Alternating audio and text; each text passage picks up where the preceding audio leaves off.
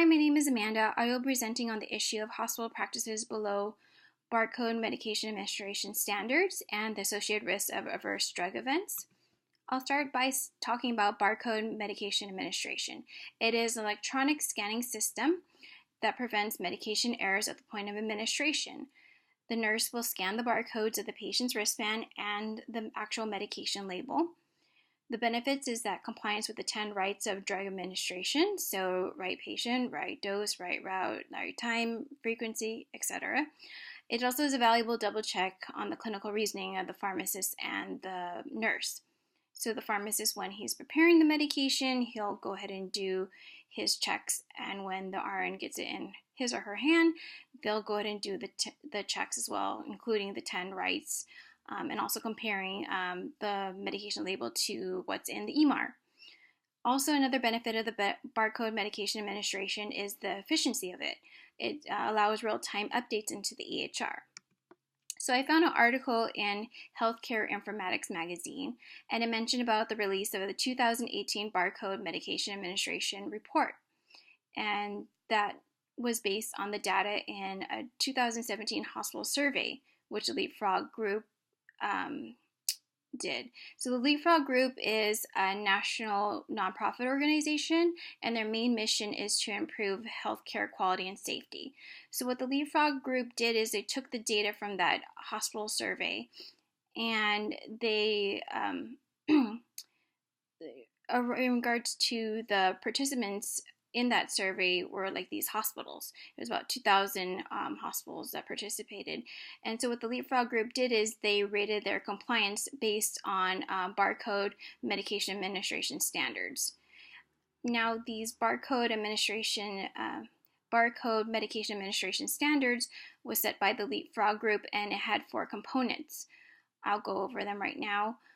The first one was that the barcode medication administration should be linked to the EMR in 100% of the units. Second, in 95% of the bedside medication administration, that the patient and the medication barcode should be scanned. Third is that the barcode medication administration should include all 7 clinical decision support elements to ensure best practice and safeguards. So that includes like vital sign checks, allergy checks, and also an independent check by a second nurse. Another one is that they would have alerts in there that any indication that if there's any errors like a wrong time, early, late, wrong dose, wrong patient, and or wrong medication. The last one is that the hospital would incorporate 5 best practice processes and structures to prevent dangerous workarounds. So the hospital would incorporate formal committees, backup systems, help desk, real-time observations, and involvement with engagement with the nurse leadership as well.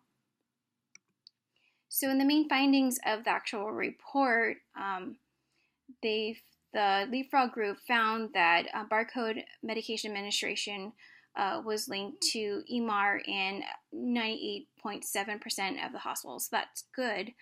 However, a lot of the hospitals fell short regarding meeting the barcode medication administration standards. So only 34.5% of the hospitals completely met the 4 out of the 4 requirements that I just mentioned in the few minutes ago. Also, what was alarming is that a large amount of the hospitals were missing clinical decision support elements, such as vital sign checks and also allergy checks. So that's very dangerous. I believe, if I look in the report, it said that 78% of the hospitals were missing the vital sign check, and about 51, like half, a little over half, was missing the allergy check. So that's not good. So in regards to healthcare implications, the most alarming thing is right patient safety risks. So the presence of the barcode medication administration technology is great. However, the hospitals, as I mentioned, fell below standards. So definitely there is a but a priority to take action by these healthcare organizations. So they need to implement best practices and safeguards along with the barcode medication administration in order to achieve patient safety and high quality of care.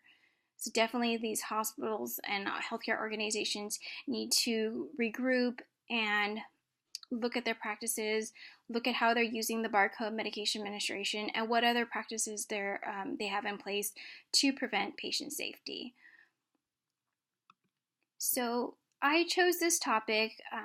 One thing happened was at one of my units where I work in the hospital, we had a meeting and they mentioned about medication errors.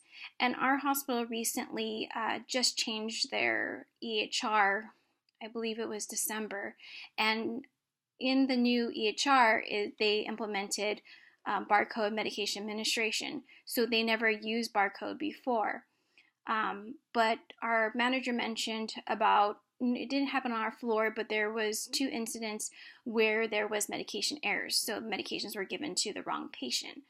And upon investigation, they found out there was factors that could have or would or could or did contribute to this error. So they mentioned about the nurse was omitting checks as she wasn't doing her 2 patient identifiers, right? Patient's name, date of birth, their ID number, and also the 10 rights, right? Right patient, right route, right dose, etc. Also, the nurse was probably not comparing the drug label to the EMR, which would red flag if it was the wrong patient. Another thing is that the nurse might have disregarded alerts and prompts that would indicate that it was a wrong patient. So in our EHR, if we have the patient's chart open and if you scan the patient's armband, it will indicate if it doesn't match. Also, another one thing we have in our system is we have an override option, so that can be at risk for the patient in regards to what I mean by override is if we're scanning the patient medication or the patient's armband itself, if it's not readable, we have the option to select barcode unreadable, so it's an override. So that can present dangers itself because you may be sloppy or something, potential errors where you can override the system and accidentally give the wrong medication or give the medication to the wrong patient. Another thing, so those are the things. And then lastly, they found that, based on all these things, it's negligence based on the nurse's part. So they stress the importance of doing all these safety, right? We have the barcode medication administration, but we still need to do our individual checks and checking the labels, making sure it matches the EMR as well, and that includes like the details like the dose, the frequency, because things can change very easy with our patients. Sometimes the doctors will change the orders frequently, so we just have to be on top of that. And so in regards to this case, the medication was given to the incorrect patient. So definitely, it could be potential harm. I'm not sure what medication was. I don't know if it was a IV. I don't know if it was actual med or more like an IV hydration, but nonetheless, it still presents harm to the patient. And also, it's a HIPAA violation because if, say for instance, if it was an IV med and you're hanging it on the IV pole, if it has another patient's information on it and the patient, which is not the patient that's in the bedside, definitely exposes the information, right? So that's not good. So the importance is, I want to just go back to remember our code of ethics, the ANA's code of ethics.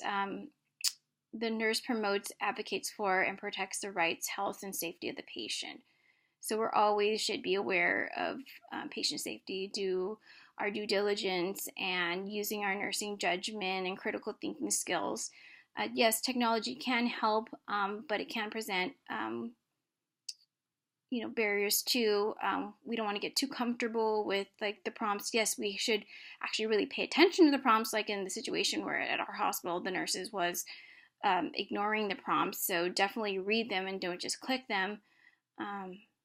But we also can use our resources to promote safety. Another thing at our hospital is that we have really great pharmacists on our floor. We have what we call a satellite pharmacy, so we can go to the pharmacist if we have any questions. And we can always, a lot of with our medications, we do like blood and chemo and a lot of what we consider like hazardous or high risk drugs. So it requires like 2 independent RN checks. So we have those in place as well. Another thing that I wanted to mention also in regards to,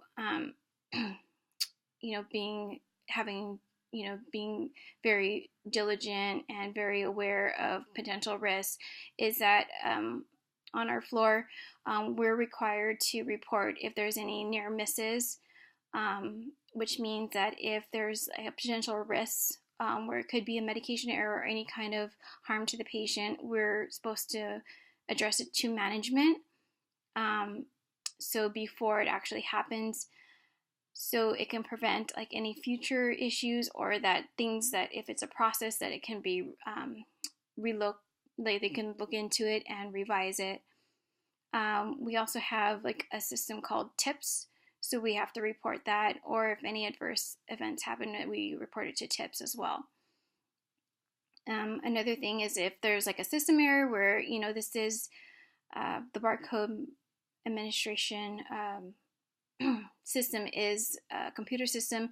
So yes, it has alerts and everything, but with any electronic system, there's always going to be some glitches. So it's important to us to report to our IT department and our management if anything is not working properly, or the prompts are not accurate, or if there's anything that's missing that should be implemented, where it should have an alert on there. So again, these are just some things to consider. I know it's kind of interesting, barcode medication administration seems like straightforward, but there's always that risk. So just kindly be aware of what you're doing on the floor, and I'm sure you guys are. And everyone wants to keep their license, so just something to be aware of is just to be extra careful. Okay, thanks guys for listening. I did create a PowerPoint slide. I did actually did an audio on it, but it's not uploading, so that's why I'm using a photo booth on my computer. I'll go ahead and include it on Sakai along with my upload. So if you have any questions, just reach out to me. Okay, thanks guys. Have a good day. Bye-bye.